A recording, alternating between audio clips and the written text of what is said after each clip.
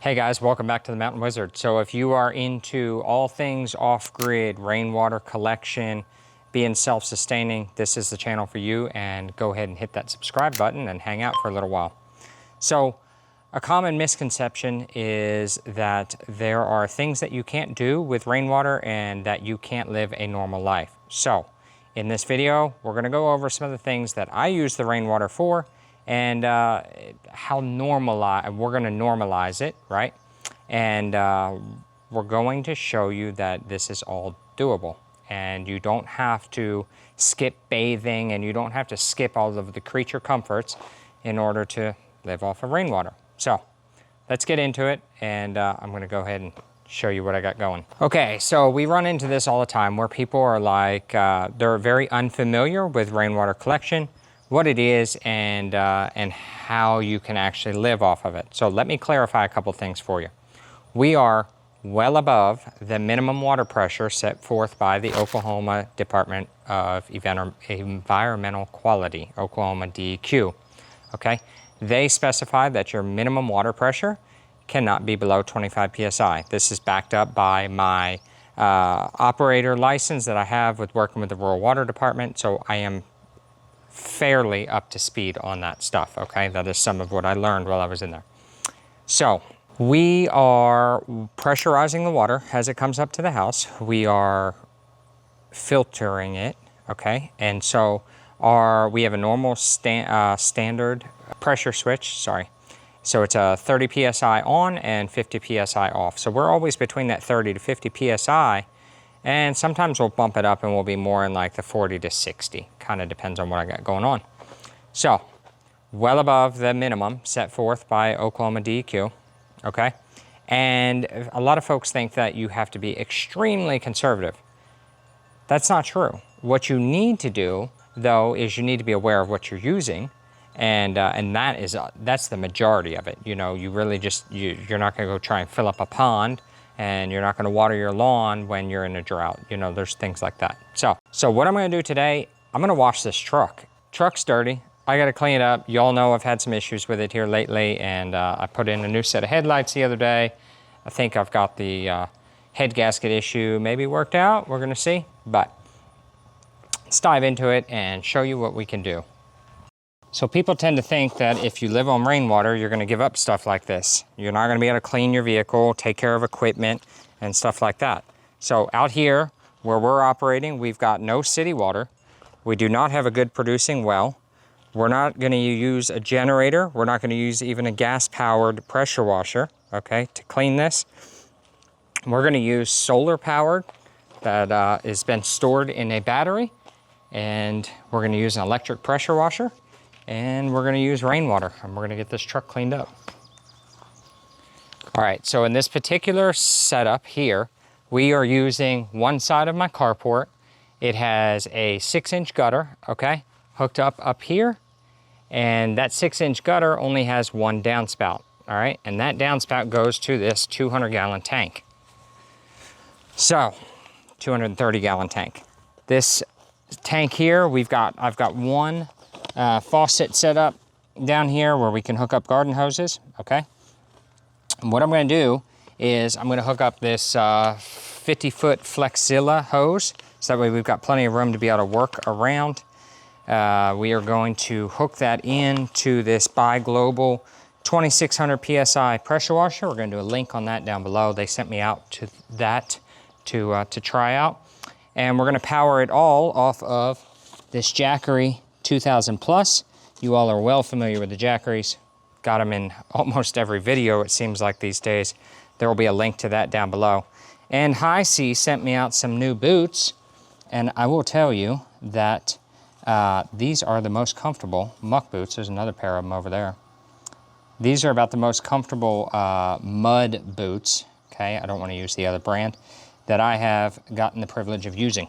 I really like how these have a flat bottom. My feet do much better with them, and so both pairs of boots that I picked out have a very flat sole. and that is the most comfortable for me. So I've got several hours, many days wearing them. Their warranty's fantastic. They are a good pair of boots. I'm going to be pushing them until I find something better, right? All right, so let's get into it, and we got plenty going on here. All right, so first step here is going to be hooking up our Flexzilla.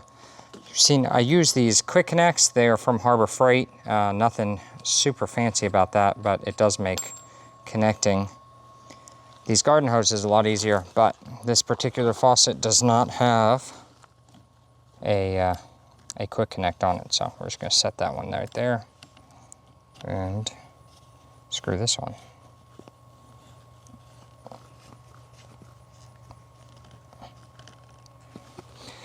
Alrighty, I've already got some water in this bucket here, and today I'm just going to use this High Foam by Amsoil. I'm going to put a little bit in this bucket.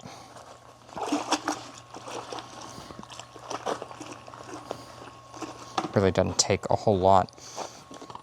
So what I'll do is, just like any other time, we're going to pressure wash here. Just going to wet the truck down, and then we will use that foam cannon that comes on this Bi Global pressure washer and use that.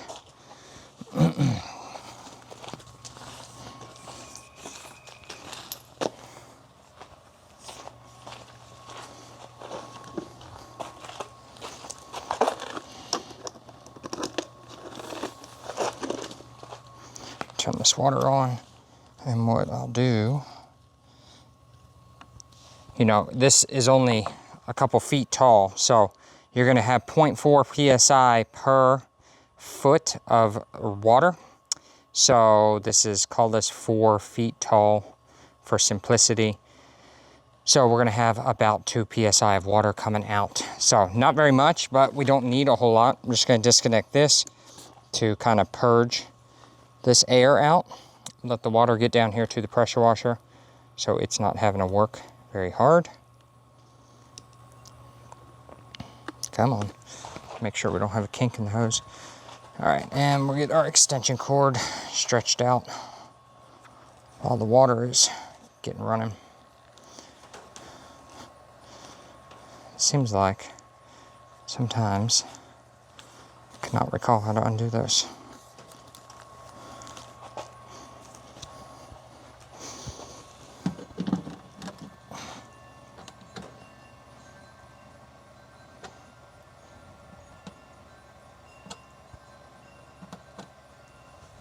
All right, we've got water running out here, and we're going to hook up the extension cord, hook up our water, and change boots. I think we're going to try these ones today.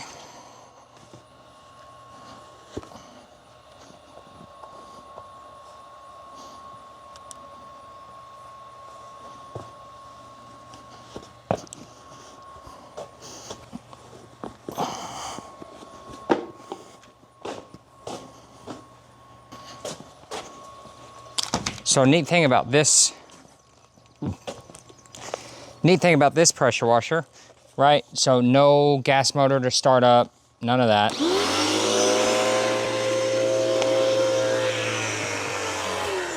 Once it gets pressure built up, it's going to turn off.